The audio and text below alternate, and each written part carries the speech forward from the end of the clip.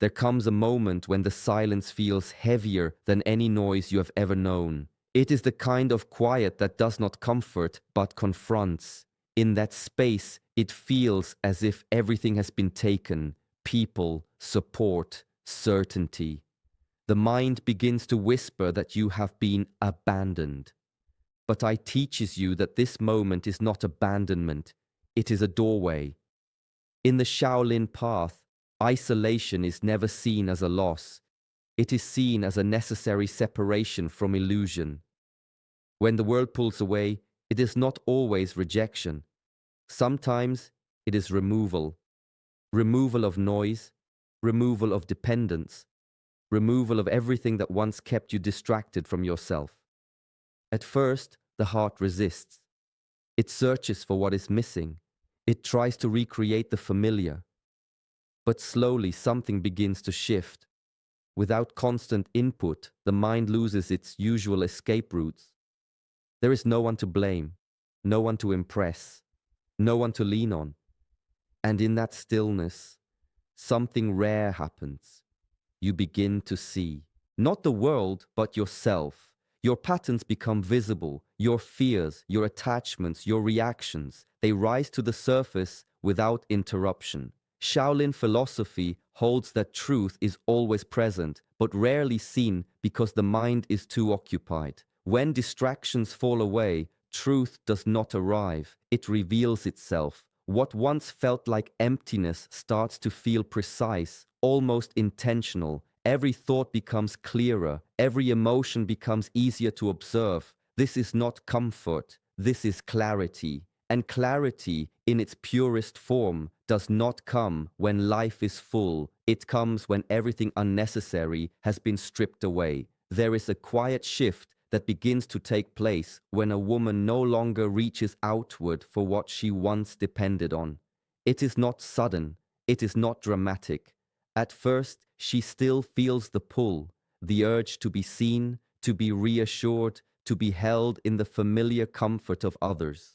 But with no one to turn to, that reaching slowly softens. The need for constant validation begins to fade, not because she has stopped feeling, but because she is learning to stand within herself. What once felt like emptiness starts to become space, space to observe, space to understand. In ancient paths of discipline, attachment is not seen as love. It is seen as dependence of the mind, and the mind, when dependent, is easily disturbed. So she begins to notice her patterns, how she once sought approval before trusting her own judgment, how her sense of identity was shaped by how others responded to her. These realizations do not come with judgment, but with clarity, and with clarity comes a quiet form of control. She does not become distant, she becomes aware. There is a difference. Her emotions no longer rise and fall based on who stays or who leaves. She still feels deeply, but she is no longer carried away by those feelings. This is where discipline enters, not as force, but as steady awareness.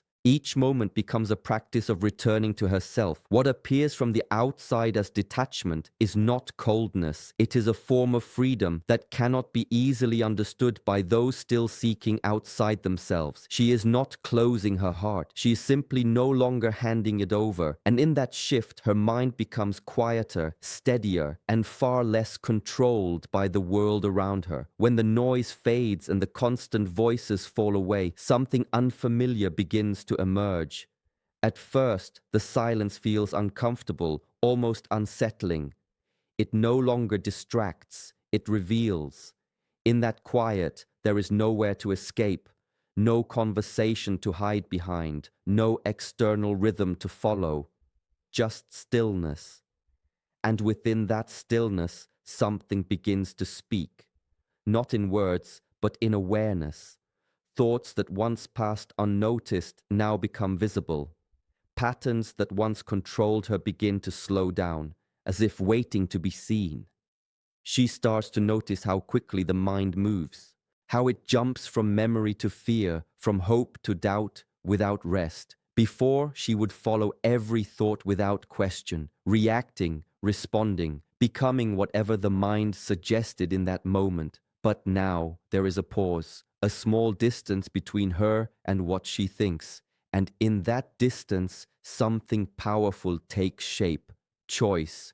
Ancient teachings describe this as the beginning of mastery, not controlling the mind by force, but understanding it through observation. She sits with her thoughts, not as a participant, but as a witness. She watches them rise, take form, and fade away. Some are heavy, some are restless, some carry old emotions, but she does not chase them, she does not become them. With time, the silence no longer feels empty. It feels precise, alive in a quiet way. Awareness sharpens, reactions slow down. What once triggered her now passes through without taking hold. This is not suppression, it is discipline rooted in understanding. And in that steady observation, she begins to realize that the mind is not something to follow blindly, but something to see clearly, without being pulled in every direction it moves. Loneliness does not arrive gently. It presses against the chest, lingers in the quiet moments, and exposes what is usually hidden beneath distraction. At first, the instinct is to escape it, to fill the space, to reach for anything that softens the discomfort.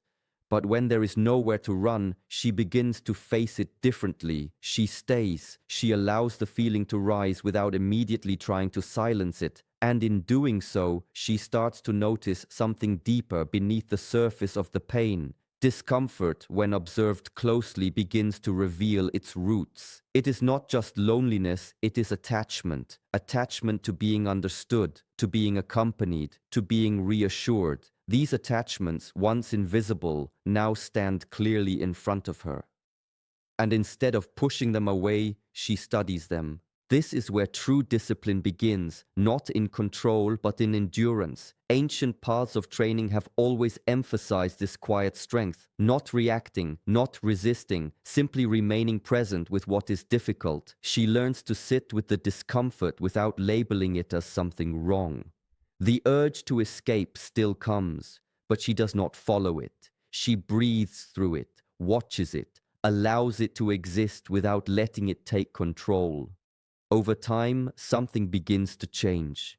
The same pain that once felt overwhelming starts to lose its intensity, not because it has disappeared, but because it is no longer being fed by resistance. It becomes lighter, more transparent, and within it, there is understanding. She begins to see why it was there, what it was pointing to, what it was asking her to release. What once felt like suffering slowly transforms into clarity, not all at once, but in quiet layers. And in that process, she becomes stronger, not by avoiding pain, but by learning how to remain steady within it. When there is no one left to turn to, the direction of her attention begins to change. What once moved outward, toward others, toward explanations, toward reassurance, now slowly turns inward. At first, this feels unfamiliar. The habit of seeking answers from the outside does not disappear overnight. But in the absence of others, something quieter begins to take its place. She starts asking herself questions she once avoided, not to judge, but to understand. Instead of asking, "Why did this happen to me?" she begins to ask, "What did I not see?"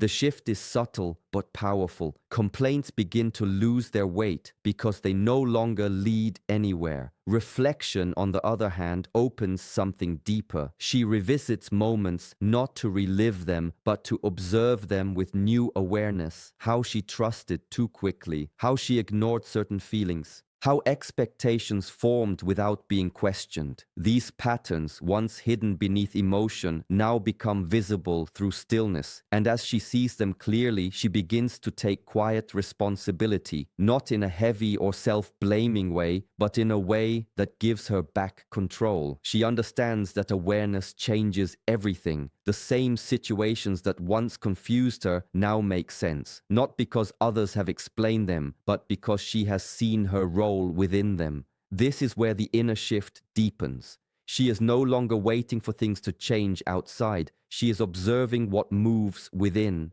Reactions slow down. Space appears between feeling and response. And in that space, she chooses differently. The sense of being a victim begins to dissolve, not through force, but through clarity. She is no longer defined by what happened, but by how deeply she understands it. And in that understanding, a new kind of strength begins to form, quiet, steady, and rooted in awareness rather than circumstance. When there is no external support to lean on, something deeper begins to form beneath the surface. At first, the absence of reassurance creates uncertainty. The mind looks for something to hold, something stable, something certain. But when nothing appears, she begins to discover a different kind of stability, one that does not come from people, but from within. This is where faith quietly enters, not as loud belief or forced optimism, but as a steady, almost silent trust that there is meaning beyond what she can currently see. She does not always understand what is happening. She does not always feel strong, but she stops resisting every unknown. Instead of trying to control each outcome, she begins to allow life to unfold without constant interference. This is not giving up. It is letting go of the need to control what was never fully in her hands to begin with. Ancient teachings often describe surrender as a form of strength, not weakness. To surrender is not to collapse, it is to align, to recognize that not everything requires force and not every path reveals itself immediately. She begins to move with a quieter awareness, trusting that even in uncertainty there is direction. Fear, which once dominated her thoughts, slowly begins to loosen its grip, not because all risks have disappeared, but because she is no longer trying to secure every outcome. The more she releases control, the less fear has to hold on to. What replaces it is not complete certainty, but a calm acceptance. In this space, her mind becomes lighter. She is no longer pulled in every direction by doubt or urgency. Instead, she stands in a quiet balance, grounded not in what she can control, but in what she chooses to trust. When there is no one left to guide her, no voice to correct or comfort her, she begins to understand the weight of her own choices. At first, the absence of direction feels uncertain. There is no external structure to follow, no expectations to meet. But slowly, she realizes that this emptiness is also an opportunity to build something of her own, not based on pressure, but on awareness. She begins with small things, waking at a certain time, sitting in stillness, even when the mind resists, observing her emotions instead of reacting to them. These actions seem simple, almost insignificant, but over time they begin to form a quiet structure, a rhythm that does not depend on how she feels in the moment. Because she starts to see clearly, motivation rises and falls, but discipline remains.